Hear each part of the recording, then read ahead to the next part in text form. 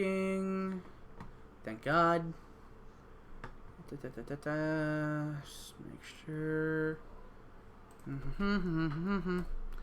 Stupid freaking shit ass Wi-Fi. Phones of black. Is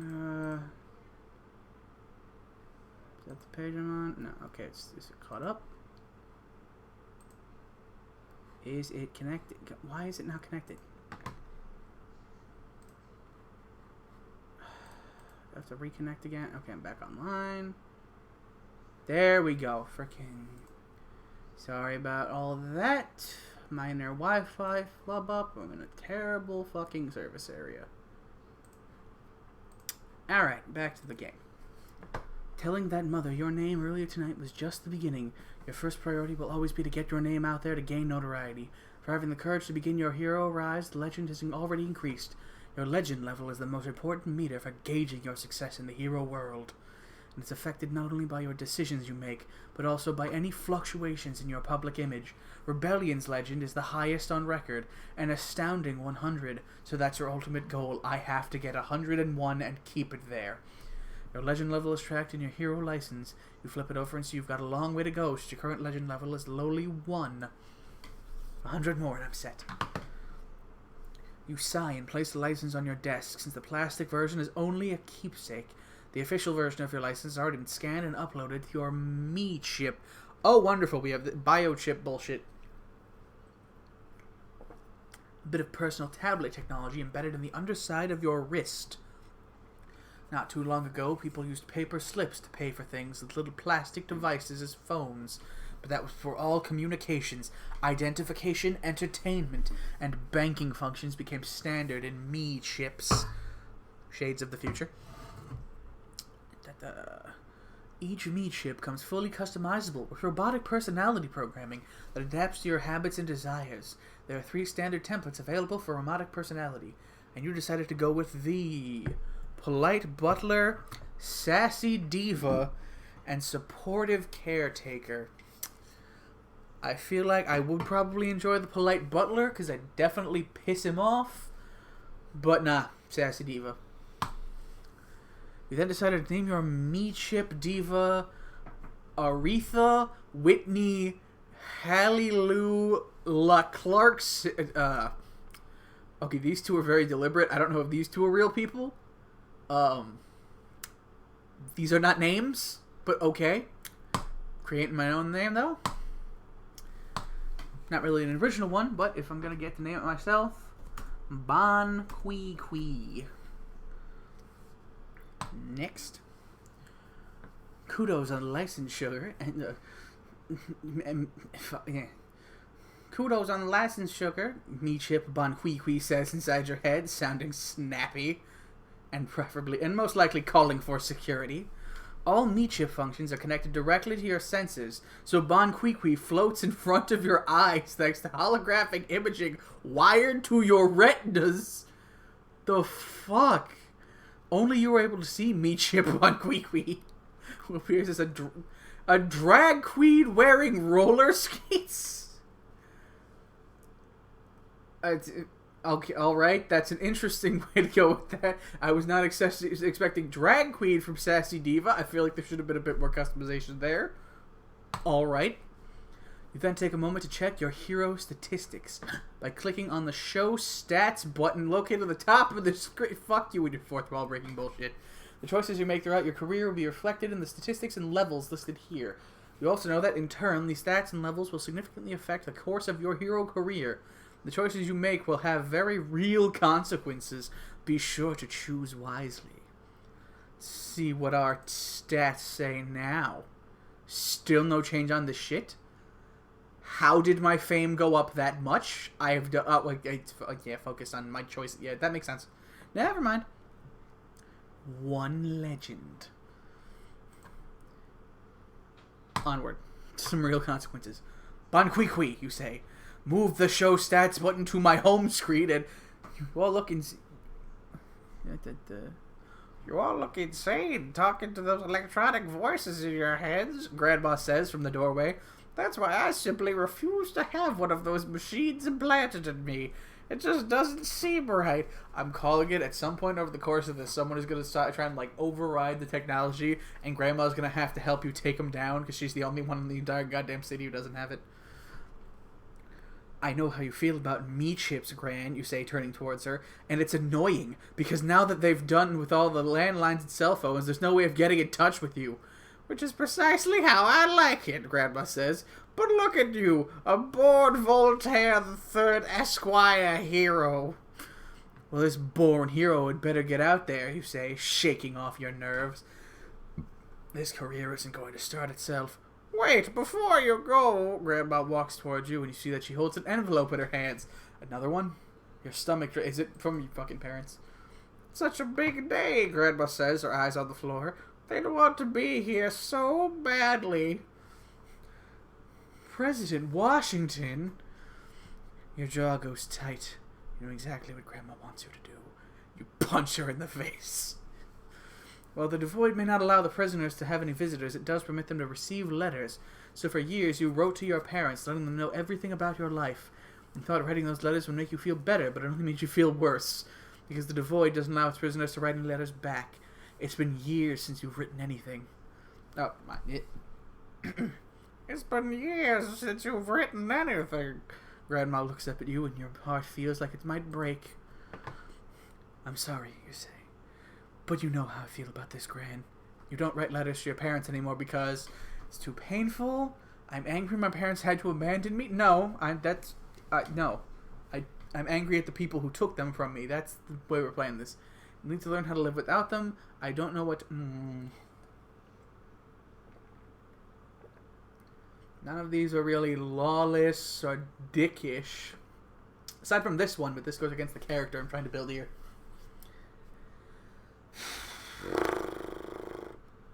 Both I don't know what to say. Seems...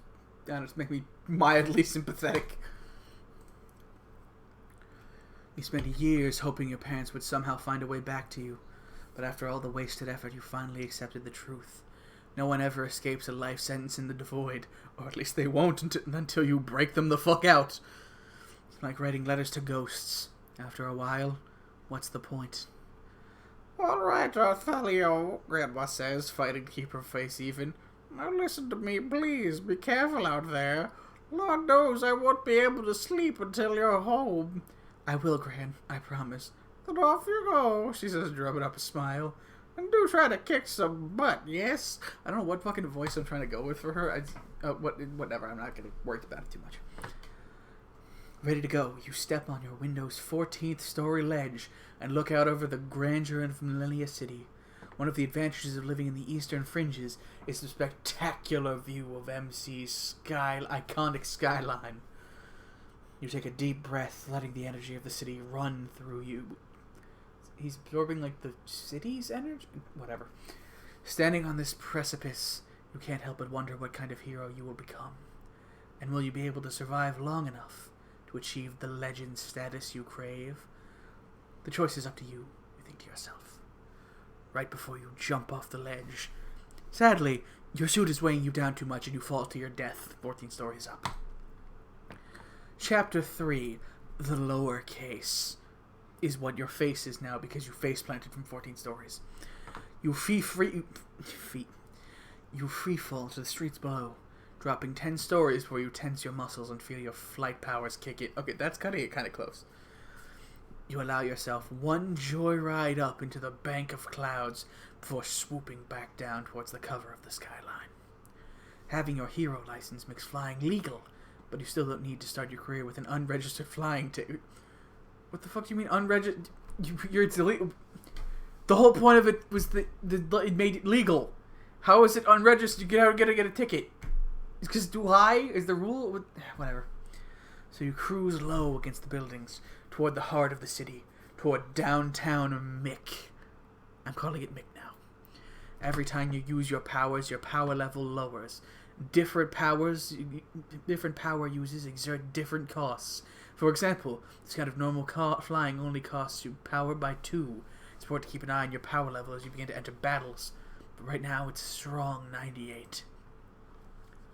Your flight from the eastern fringes takes you across the quaint brownstones of Rhine Hill and through Valor Park, Pulling in closer to the high-end metal giants that mark downtown, you land on a ledge lined with silver statues of Greek gods and goddesses.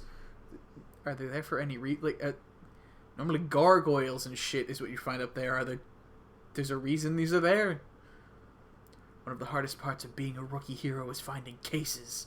In fact, you're reminded of as a pink-clad heroine bothers some teenagers in a nearby alley, and 3 metal sentries thunder through the sky above you. Even if you are lucky enough to stumble upon a decent case, you'll still have to beat out dozens of other aspiring heroes to accomplish the mission and get the credit. How are you going to find your way to the first legit opportunity? Patrol the streets. Let's see. Patrol the streets. Search the hero classifieds. Talk to my poofed agent Jenny. Okay, doing that one. Gonna try and bang her, if it's worth it. And if we can. When your life was turned upside down by your parents' imprisonment, one of the only people you could trust in that was the poofed agent assigned to your case, Jenny Yu. Even though Jenny doesn't have powers of her own, she loves powered hero stuff just as much as you do. So when you had no one else to talk to, you and Jenny would spend hours gushing about all your favorite heroes, games, and comics. Oh yeah, we bangin'. Of course, Jenny is the first person you want to call and tell about your heroic start, especially since she's all advice on how to find good first cases. You'll hold your arm up and press a button on your metal wristband, popping up in a panel to reveal your embedded me chip. You can't imagine what life was like before humans merged with their tablets. Bon Qui does so much for you. Hell, most days she even feels like your best friend. I thought Jenny is your best friend. Alright. You also have your me chip to thank for your powers, since the current accepted powered origin theory is that advanced technology paved the way for powered abilities. If it's a theory, how the fuck? This theory suggests that once humans integrated with their tablet technology, these tablets began to cover many basic functions like memory, navigation, for example. Once adjusted to this technology advancement, the human body was able to evolve and unlock new potential in the form of powered abilities. That's like the bullshit about how you don't use 100% of your brain and unlocking it gives you powers. I don't think that's how that works. These powers then began to solve pressing global problems. Since humans could now do things like generate natural resources and survive in harsher conditions, it seems the early 21st century technological boom laid the groundwork for the 22nd century powered boom, which has once again caused the world to change in startling and exciting ways. However, despite the me chip's ceaseless wonders, you currently just need to make a call. Bon Qui, you say. Call Jenny Yu. Sure thing, Sugar Plum. Me chip Bon Qui echoes in ear. Remind Jenny I have that makeover file ready for her whenever she's ready. I know that doesn't fit with the fucking thing I gave her before. Don't care. That's the voice I'm going with. Jenny picks up right away, her face appearing holographically in front of you. Since she's such a geek, you tend to forget how pretty Jenny is. She's half Korean, half British. Okay, yeah, we fucking... She always wears her hair in a tight ponytail, and never applies a bit of makeup, causing her to appear sleek and no nonsense at all times.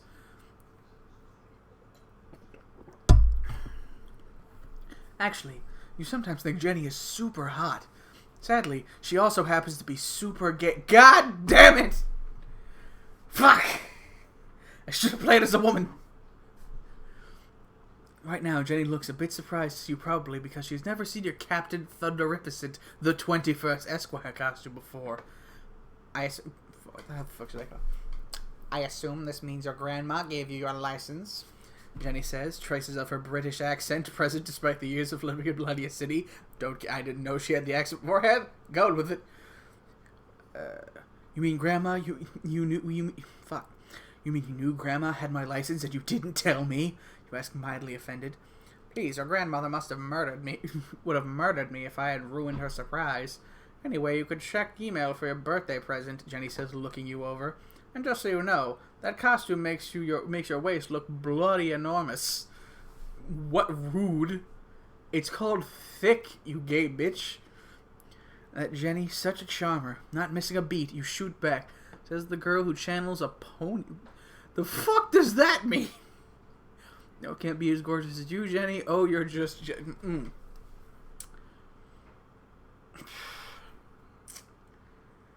I don't know what the fuck the pony thing means. So I'm not going with that. It's supposed to mean like she's also like thick. Is that what that's supposed to mean? Like horse hips?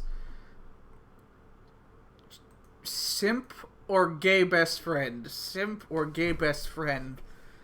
What? We can't bang her anymore. So that play to my personal strengths. You've caught me. I've positive. Wait, folks. You've caught me. I'm positively batty with envy. Now I have to run, but I've got another tip for you. A fingertip, if you will, Jenny says, chuckling to herself. Wait, what does that? Before you can finish, Jenny hangs up on you. One of her favorite things to do. Rude. Knowing that you calling her back would be useless, you asked me, Chip Bunqueequee, to open your email instead. And sure enough, Jenny has sent you quite a fantastic birthday present. A link to a hand-picked heroic case listing. Maybe she's not so intolerable after all. You smile as you start to read, because the case has been sponsored by Rexford Schillers, Mick's wealthiest playboy. His family had a major stake in the construction of the Big Sur fusion, the power bullshit. Turns out Rexford recently had a charity gala at his townhouse for the Powered Orphan Fund. Naturally, it was the most attended event of the social season, especially since the theme of the Powered Masquerade Ball. The party was a smashing success, but the next day, Redford woke up to find one of his most prized possessions had been stolen. The party guest managed to get past the considerable security measures and steal a valuable Angelino artifact, the Gravitas, a mysterious rod rumored to have hidden powers. It was in his nightstand. What little you know about the Gravitas makes it one of a kind, highly valuable, and potentially dangerous. It will be ours. The police are looking into the theft, but Rexford wants the artifact back so badly he's opened up the case to any powered hero with the reward of $150,000. $150,000 can buy many peanuts. You nearly choke. That's a lot of money. Especially since you're already full of money from Grandma's dinner. With such a large reward at stake, along with the inevitable media coverage surrounding the high-profile case, you know the competition on this one is going to be fierce. You check the page views on the listing, and of course it's already been visited thousands of times. Still, you promised yourself you'd go big or go home. This would certainly qualify you going big. Though the real reason you want this case is because you really need that reward. The press coverage will get my name out in the heroic world. I want to show the police I can do the job better than them any day of the week. Okay, it's going into our hands, which are the wrong hands. We don't give a fuck about that. We do need the reward, but that's not the focus. Fuck press coverage. Fuck the police. Fuck the police. That is our stance on this. It's time to show the world that Arthelio Sterling has cojones. Here should be a new standard for justice. You're going to prove that by solving this case. Unfortunately, the only clue available on this case is the photo of that suspected thief, who is an unnamed +1 guest at the gala. The photo features a man dressed in an expensive suit, wearing a mask themed after Regalia, the very flamboyant hero rock star. To match his emerald-encrusted mask, the thief's suit is lined with green piping, and his fingertips are painted purple. Green and purple, the colors of evil.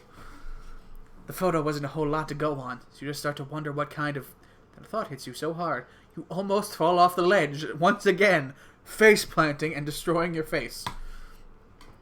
Jenny's fingertip. She's a genius, you think, knowing this fingertips may be a one shot at solving the case before anyone else. You do remember what color the fingertips were painted? Purple. Well, how the fuck would you forget? Just read it. Are you supposed to choose to be a moron, or is this banking on the people playing this being so stupid they forget? Purple. That's right, his fingertips were purple. It's a very important detail that no one else bound to know the significance about. What?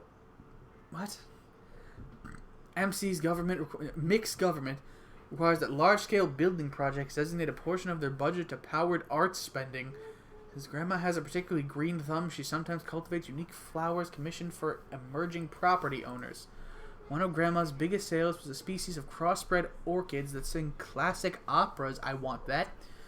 It took Grandma years to achieve the horticulture miracle. There was one flaw in the design. If you touch one of these orchids, it turns your fingertips a different color. Depending on the opera, it was trained to sing. Grandma sold these orchids exclusively to one downtown high-rise building, and Jenny chose not to tell anyone in the police this, despite the fact that it's kind of important.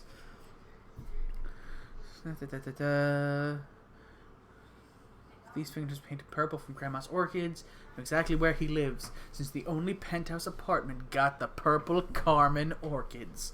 That's the reason Jenny sent you this case listing. She also knows that the operatic orchid imprinting. She must have seen the thief's fingertips on the case photo and waited on the information, knowing you'd be legally licensed to investigate today, on your birthday. How many days has it been since this case? It's entirely possible the person just fucking fled with it. 48 hours and all that. You leap off the roof, cracking your neck again, in the direction of the purple orchid penthouse, excitement coursing through your veins. It's a very big case. How do you feel about taking it on? This case is a bit much for my first night, and I'm going to rise to the occasion. Perfect case for me to start with. This case is way too easy. I can't wait to move on to bigger and better. Yes, absolute arrogant confidence.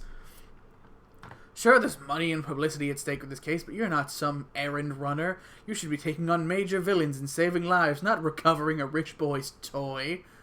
But his fingertip lead is the one that very few other heroes could follow. It would be silly of you to pass up this opportunity. How the fuck is this shifted our stats? Yes, we're even more lawless. Fuck yeah. How am I more of a team whatever. Why is Jenny not on the relationships? The Orchid apartment is in central downtown, so your flight over will be super short. It's also good this thief can afford a penthouse, because it'll be pretty easy for you to access by flight. Your first priority is to find the gravitas, but catching the thief would be an added bonus. What's the best way to approach the entry? Hover near the windows and see if anyone is home first and act accordingly. Breaking and entering. Fuck yes. As the ritzy high-rise comes into view, you can already see Grandma's purple orchids on the balcony. You relax your muscles, slow your pace as you approach the building, which proves difficult as adrenaline pulses through your veins. You crash through the window and destroy the orchids. You drop down onto the balcony, trying to keep out of sight. A building like this is bound to have anti-powered security measures, so you had better act quickly. This is a pretty risky move, considering that if the gravitas is here and you get caught, you'll look like a thief yourself. How the fuck would you look like the thief if you're in someone else's apartment and the gravitas is... No, unlikely. Keeping control of your breathing, you creep up the locked door on the balcony. You channel some hamon into it and break it. You put your hand on the handle and concentrate... I was fucking kidding! As the pink energy trickles into the handle, you feel it start to melt away. The door then pushes open, triggering a very loud alarm. Slugger! You curse, praying that you really are right about this hunch. Why is Slugger like their version of fuck? I fucking hate when frickin' future set stories try and make up their own slang. I have hated it since frickin' Spider-Man 2099 with What the Shock. It's dumb. Sewing machine. Though as you step into the apartment, all doubts are squashed as you see the man from the case photo, purple fingertips and all, running across the apartment to escape. He currently looks far less regal and far more menacing. His overgrown stubble and long greasy hair. Wasn't he supposed to be like all dapper and regal and shit? You immediately launch after him, blood pounding in your ears. You run after the thief as he moves deeper into the lavishly decorated apartment. You're a bit confused. Shouldn't he be going for the front door? Why isn't he trying to slow you down? As the thief disappears into the master bedroom suite, you get your first answer as something slams into the side of your head. You stupid bitch. You hit the nearest wall before crashing to the ground, holding your arms up to guard your face from something sharp snapping at you. Knowing your health level is decreasing, how do you defend yourself? Throw out an energy shield, let out an energy pulse. We have 94 power. want to be more offensive, though we don't necessarily want to kill him. Fuck it, offense. Panicked, you close your eyes to let out a low-level energy pulse. You hear an awful screeching noise and feel the stabbing stop as you spring to your feet. You get up and notice the man's heart has fucking exploded. You're going to the devoid. Sprawled out on the floor before you is a massive, stunned bird that looks like a mix between a parrot and a pterodactyl. The colorful feathers... jutting from its raw pink skin. You read about the genetics toying around with dinosaur DNA a couple of years back. Don't do a Jurassic Park. It's 100 years in the future. They still haven't learned. Don't fuck with dinosaur shit. But the government shut them down after a T-rabbit got loose and killed the little... Okay, I want... Whatever the fuck a T-rabbit is, I want it. It sounds like a fucking T-Rex, except it jumps around like a Chinese hopping vampire. That is fucking amazing. All the dino hybrids are supposed to be extinct. It looks like this thief collects all kinds of illegal oddities. Leaving the...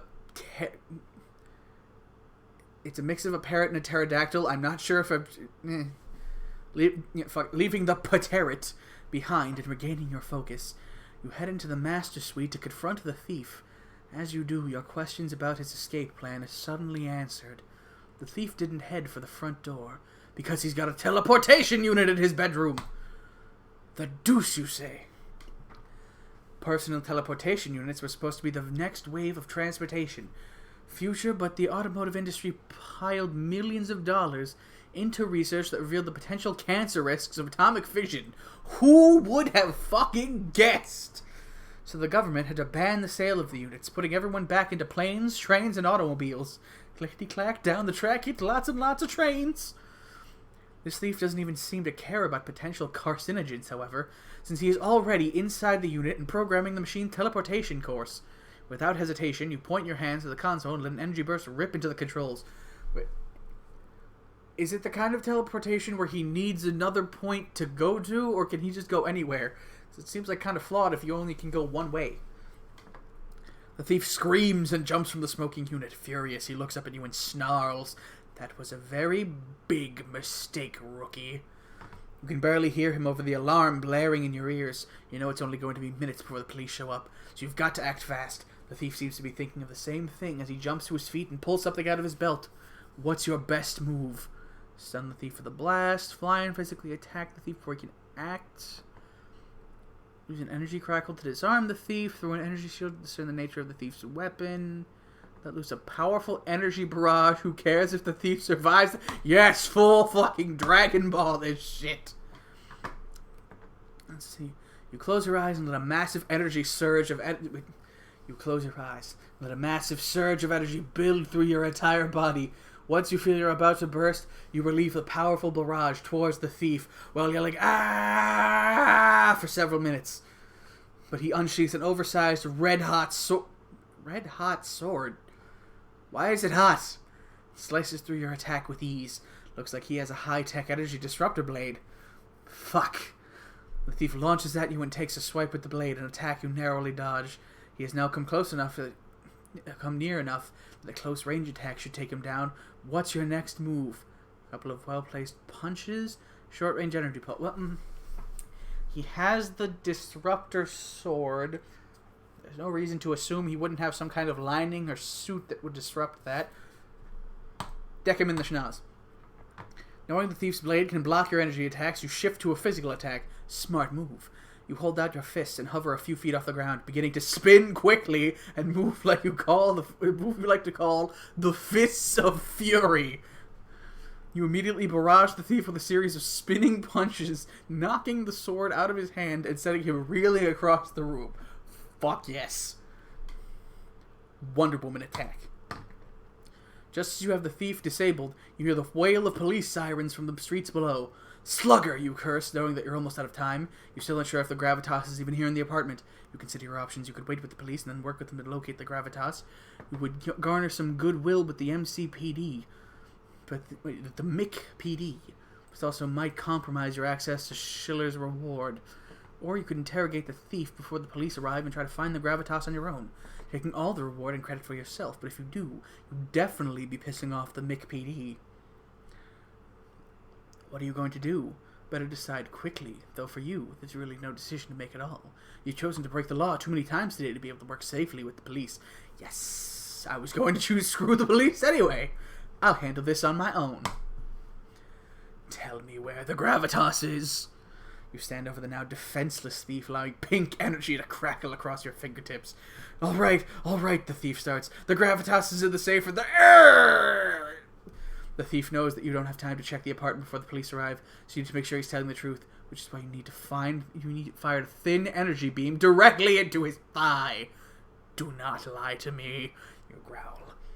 Slugger, okay, the thief shouts, writhing on the floor. I was hired to steal the gravitas. I'm Tracker without a fucking E.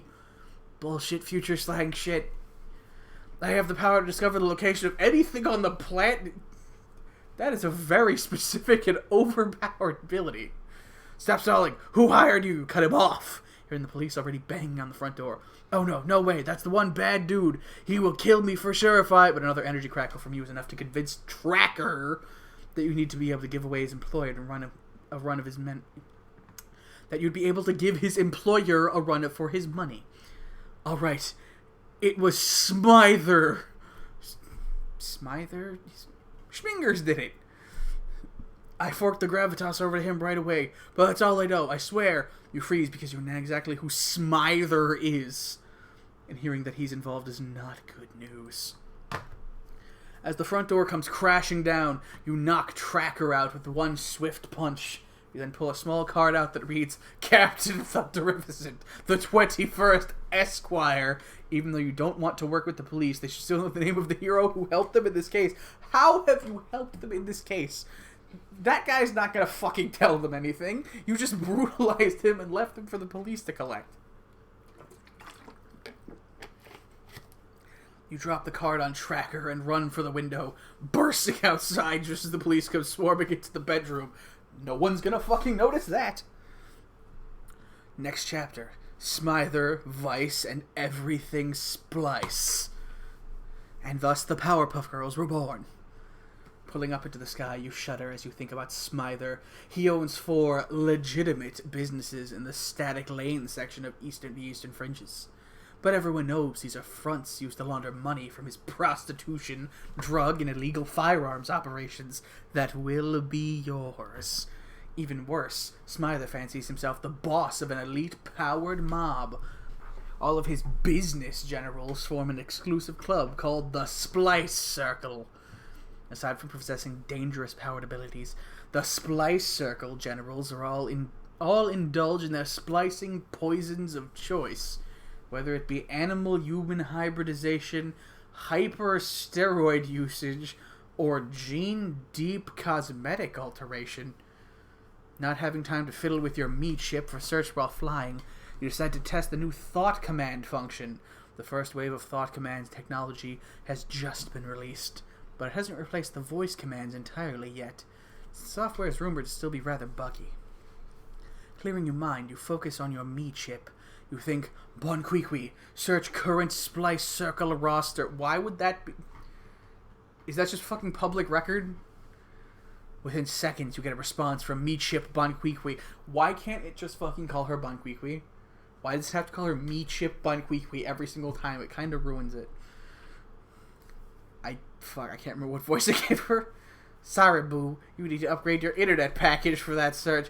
Are you telling me my package isn't large enough, Bon Kwee? Because, you may be Bon Kwee, but I'ma cut you. There used to be a time when the internet was available for one base price.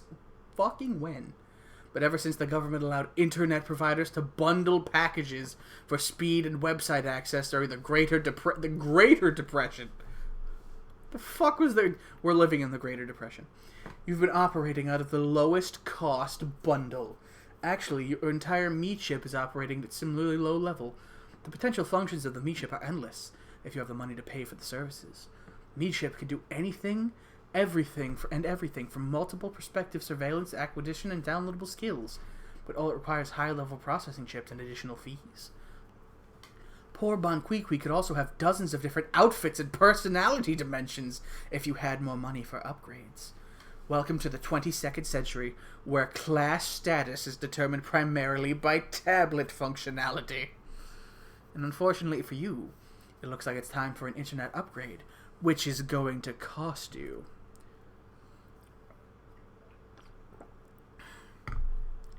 Authorize upgrade and execute search, you think, trying to focus command through your cloud of frustrations in your head. It won't be long before they start charging you air per breath, you think. Yeah, Airzone solution probably isn't far behind. Immediately, several holographic web images flashed before your eyes. One is a chart listing the Splice Circle's current roster. Another is a review of air humidifiers, and the last is a list of services for anger management. We aren't gonna need that. Understanding why many reviewers have bashed the Me chip, thought command function is acting glitchy. You try to focus on the roster listing. The Splice Circle rumored roster. It's not even fucking real. Boss. Smingers. Security General. Boulder. Which roster do you want to read next? Crime Generals. Prostitute. The boss of prostitution is named Lolly. 1. What the fuck? 2. I don't care if it's one letter off. It's fucking weird. Firearms. Oh, wait. These are like hero names. What the fuck is their power? I'm assuming because of the other L, it's something tongue related. But what the fuck? Firearms. Casing. Underboss. Drugs. Fracture. Note. Lolly is the Circle's longest-standing general, infamous for the spree of disfiguring attacks that pushed her up through the ranks of her Eastern Fringe Anna gang and into the Circle.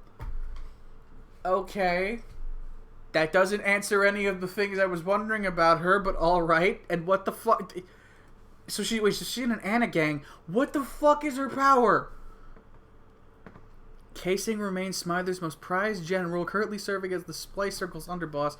You want to read about the business general? Yes, I want to be well prepared. Madam Vice status. The rival ha ha ha. Shitty future spelling. Because poor literacy is cool. Bart Kirkpatrick counts. What the fuck kind of name is that? Fetish Sinjen. Juwanda W. I'm calling her Juwana, man. Aces High Casino, 3rd degree. Kirkpatrick is the latest addition to the Circle, brought it to run Sminger's newest establishment, the Rival Bar. Kirkpatrick also serves as Sminger's replacement counselor. After the remnants of Sminger's last counselor were found split between Westport and Valor Park. The fuck did they do? Madam Vice and Smingers have been recently ended their multi-year affair on a sour note, causing many to wonder how long Vice will hold her position within the Circle. Ooh. Spicy. Satisfied with your knowledge of the Splice Circle, you prepare to take off towards Static Lane until you notice a bright flash coming from one of the surrounding rooftops. Is there a fucking rocket coming at me? Focusing on the source, you see it's a reporter, obviously working overtime to break the first scoop on this story. Where are the fucking rooftops? You really need to find the Smingers quickly, but getting your name in the press could be a major plus. You promised yourself you'd focus on achieving fame, so you really don't have much of a choice, do you? Yes, I'll always have time for the press. I really favor the money, but okay. You fly down onto the roof, and the reporter's eyeballs flash bright. White light upon your arrival. It appears she has some kind of optic photographic power. How the fuck does she print those? I just thought about it, and I don't want to know. The residual twinkling in her eyes catches on the dozens of gold bracelets lining the reporter's wrist. She's a short Indian woman with 2 thick braids of hair tied in a bun, like Princess Leia style, wearing shade upon indiscernible shade of black. She doesn't smile. Okay, I couldn't bang Jenny. Can I bang you? Damn police found a way to block my observancy knacks, she says, her eyes twitching back and forth. no doubt taking mental notes. I saw you fly out of there. What's going on? You stare at the reporter. She's talking so fast her words blur together. It's nice to meet you, you say with a smile. I'm Captain Thunderificent, the 21st, Esquire, and I just cracked the Rexford Schiller's gravitas case. The reporter shows a momentary burst of excitement, but does a good job of covering it quickly. You look her over. She doesn't have a press pass, and she's spying from afar, which means she must be a newbie. Good. Better give the scoop to someone just as hungry for success as you are. Who knows what she'll do for that scoop? So what can you tell me? The reporter... Fuck. I gotta read this shit before I say it. So what can you tell me? The reporter says, still not quite looking at her... looking at you, as her liquid brown eyes tick back and forth. Depends, you say. What are you going to do with it? 5 minutes later... What the fuck happened 5 minutes later? You fly back to the sky, having given Sonia Chala, a freelance blog reporter, as you learned, a rundown of your evening. Literally writing the article as you spoke, she promised she sent it to her contact at Hero Press Blog, the most interesting blog name ever. As soon as she was done, as you soar up into the clouds, you send your meat-ship a thought command to set a search. Alert for any mentions of your heroic personage. You'll definitely want to archive the first official press-related legend boost of your career. Yes. Thank you, Angel. I realize it comes out of the butts. That's why I didn't want to say anything. Legend prize unlocked. As a bonus for achieving one of the highest possible legend levels at this point, 9, your health level has been restored to raised to 110. Ooh. Being a selfish asshole is working out so far. You take off high across the sky at top speed, knowing you need to get to Static Lane before the police do, or before another hero encroaching on your case does.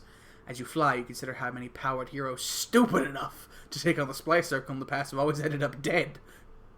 Totally not going to happen to you. The only notable exception has been Static, a self-proclaimed champion of the Eastern Fringes, named after the Fringe's most crime-clogged neighborhood, Static Lane. Okay, so Static Lane is Dakota. Got it. While most heroes concentrate on the more glamorous and less dangerous heroing outside of the Fringes, Static has done good work cleaning up some of the Splice Circle's mess. Okay, yeah, Static. However, no one has seen Static in months, a troubling mystery that has gone unsolved. We'll have to get young Static from the past and team up with Batman to rescue him.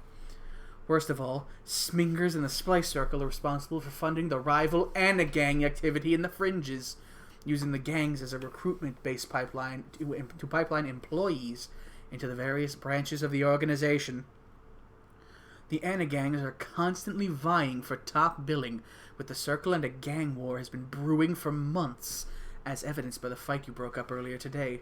Without a doubt, Smingers is responsible for making life in the Eastern Fringes highly hazardous.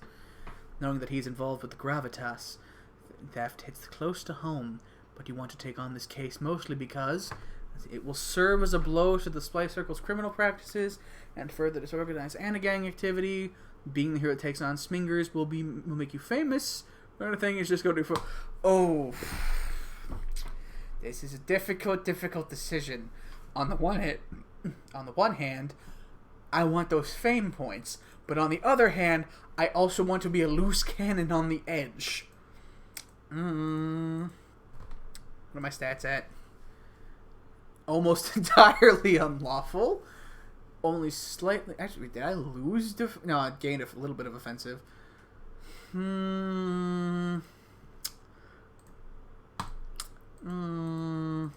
Fuck it! Go wild! As long as you're doing what you love, the success will come on its own, and taking on the Splice Circle is bound to be a fantastic way to start your heroic career. However, as you begin to breathe a bit heavier from the exertion of flying so fast, what the fuck's my power at? How is it at 54? What the hell? You think about how advanced this case could prove to be. Smingers is no joke. He and his crew will kill you in 1,000 different ways, without hesitation. Perhaps this might be a bit more than you can handle on your first night out. Then you remind yourself that you were born for major league cases like this.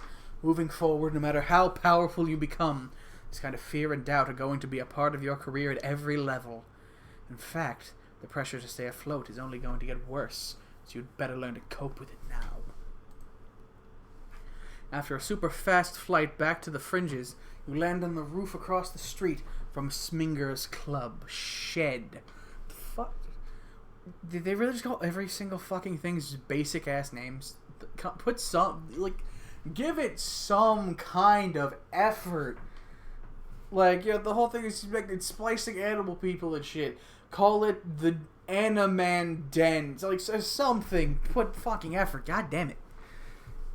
Your favorite hero tipping off blog, Just the Tip, I can see why that's our favorite, says it's rumored that Smingers has his secret base of operations hidden somewhere in Shed. Since he was once romantically linked to Madame Vice, Shed's owner. Madame Vice has the power to seduce people into doing her bidding. You've also read that, ever since being unceremoniously dumped by Smingers, she might have aspirations to take over as his head honcho role. Ooh, can we side with her to take him out and be our informant? All this is a tidbit you may be able to use to your advantage. Things get nasty inside. Right now, you need to discover the location of Smingers' hidden headquarters within Shed. What's the fastest way to do it?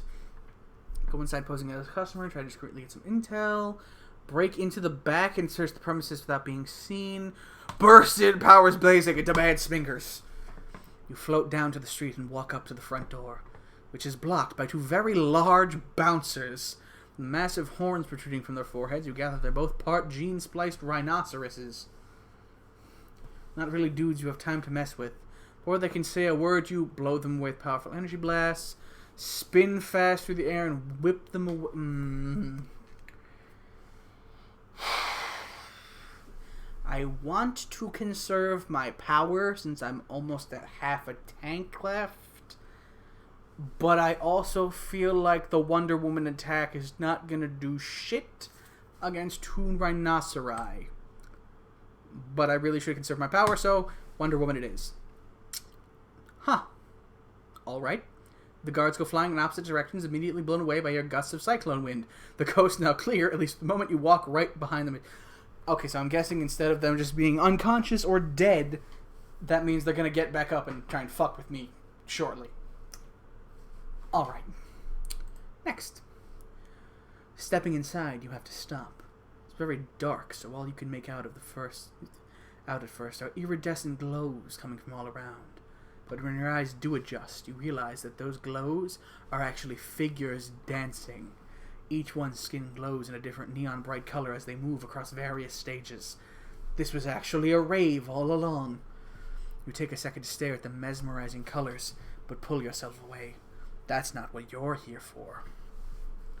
You fire off a shower of pink energy sparks into the... Did that cost me power? No. Yeah, the dancers start to scream and some of the clients reach for their weapons, but you see that the bartender is the first to start running. You fly quickly to his side and wrap your arms around his neck from behind. Now, would someone like to tell me where?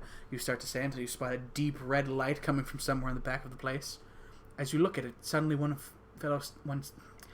step follows another. Fuzz feels nice, moving back. There stands, it's gonna be this bitch, Madame Vice. So pretty, you think. So pretty with the blood-red eyes. What fucking voice should I give her?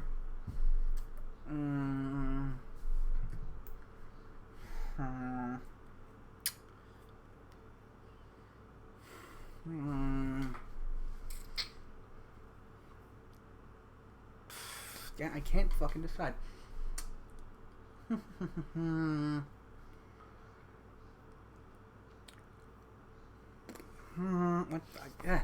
Difficult decision.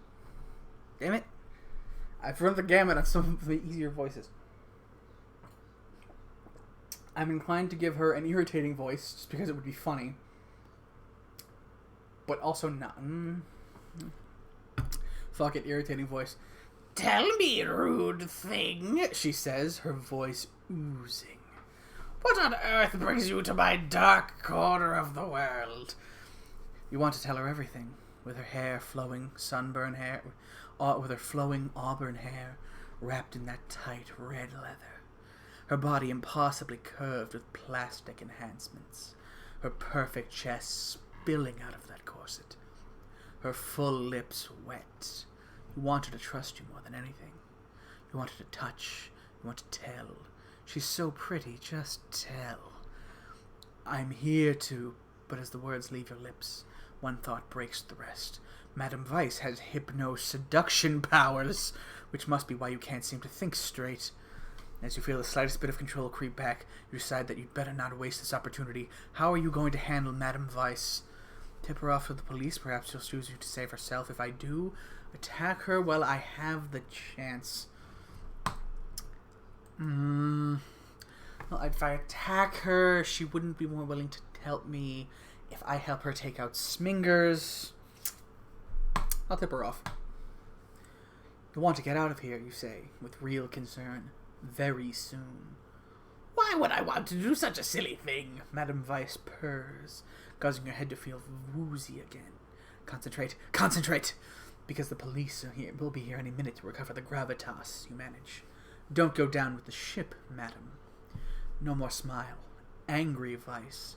Eyes bore. Not good. Not good. Bad. You want Weiss to like you. Love you. Will Weiss hurt you? Suddenly, something snaps and you can feel your thoughts return to normal. You watch as Madame Weiss crosses the dark room and opens the safe in the corner. Well then... fuck. Well then, I think it's a lovely time for a stroll around the block, isn't it? Madame Weiss says, approaching you. She grabs your hand and her touch feels better than anything you've ever felt. Be a dear and don't forget you saw me, yes? Do forget, fuck it. Do forget, yeah.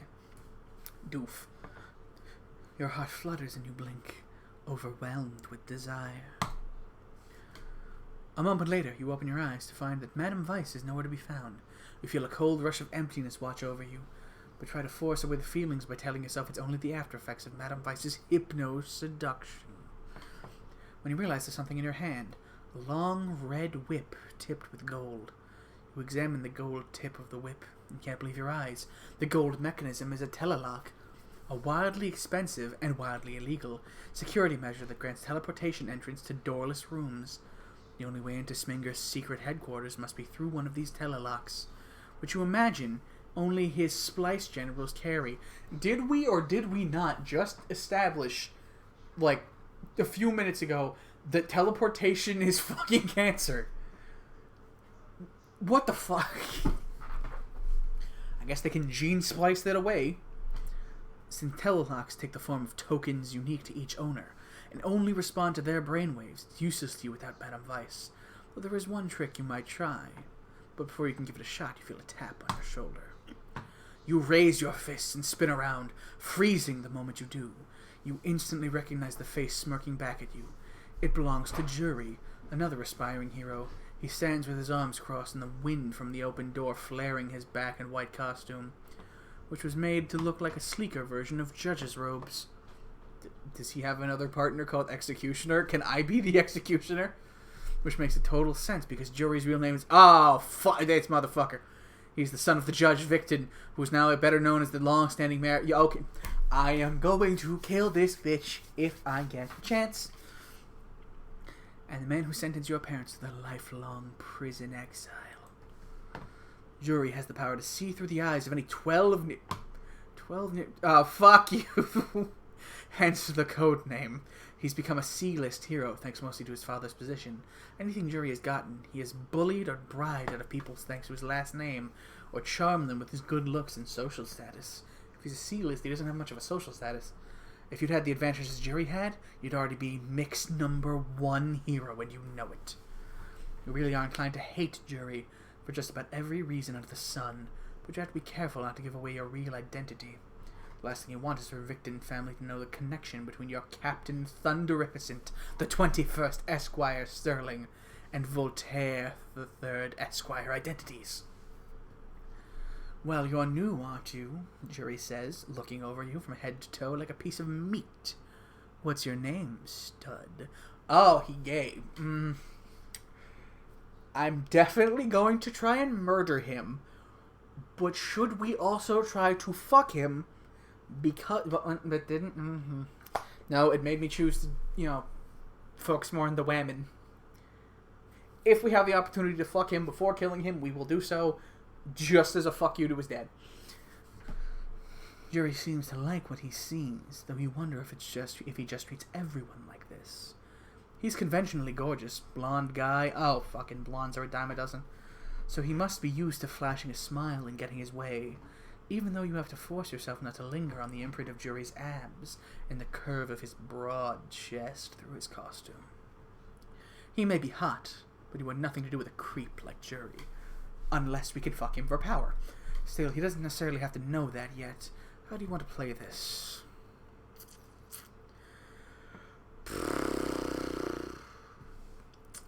Fuck it, flirt with him to get our way.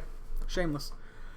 I'm Captain Thunderificent the 21st, Esquire. I am a lawyer, you're a jury, we can work well together. You say, placing a hand on Jury's chest. I'm a big fan of yours. I'd love to talk sometime, but I've got to get going. Yeah, about that, Jury says, blocking your path. You're cute and all, but you don't know how things work yet. I just got a call from Rexford Schiller's himself. The police told them they have a lead on his missing gravitas. He's a dear friend of my father's. You do know who Mayor Victon is, don't you? Jury gets closer to you, way closer than you'd like. His breath smells like stale beer, and you're pretty sure you could make out the beginnings of a cold sore on his lower lip. Okay, no, never mind. We're not fucking him. No, we're not getting herpes for that shit. Tell me what you know now, and I'll see it as a serious favor. I'm the kind of guy you want to owe you, if you get my drift. Now, back the fuck up, herpes. Jury puts his hand on your hip and you pull away, trying desperately to keep your cool. And if I don't? You ask through clenched teeth. Jury's slick smile fades. Then let's just say that having the mayor of Millennia City as an enemy isn't a really great thing for any aspiring hero, is it? Yeah, we're not fucking him anymore because he has herpes. That is the only reason. No. Wrong trail, false tip. Not getting herpes. There's no way in hell you're backing down from this case, no matter what Jury threatens you with. Still, you do need to find a way to get him off your tail. He could cause some serious trouble for you if he gets to the gravitas first. Fuck him, but not literally. Listen to the police.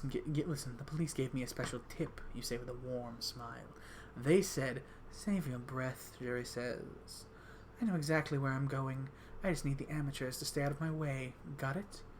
Oh well, you tried. Without wasting another second, you knee Jury hard in the gut and crack an elbow across his face. Yes! Jury will definitely want to pay you back for this, but you look at him lying helplessly on the floor. You know it was totally worth it. Yes, it was. Won't be long before Jury wakes up, so you turn your attention back to the telelock, and you're one shot at accessing it. Sometimes, if you channel your power through electronics just the right amount, it can jumpstart their functions. However, too much power fries electronics, a talent that comes in handy for some situations, but not this one. Figuring it's worth a shot, you grasp the golden tip of the end of the whip and close your eyes. You allow a small wisp of energy to flow from your fingertips through the telelock, hoping it will coax it into cooperating. Then out of nowhere, you feel a massive surge build in your forearms. No! You shout out loud, unable to stop a wave of pink energy from bursting through your hands. When the light from the blast clears, you can see the charred remains of the whip in your hand, and the golden telelock is completely shorted out.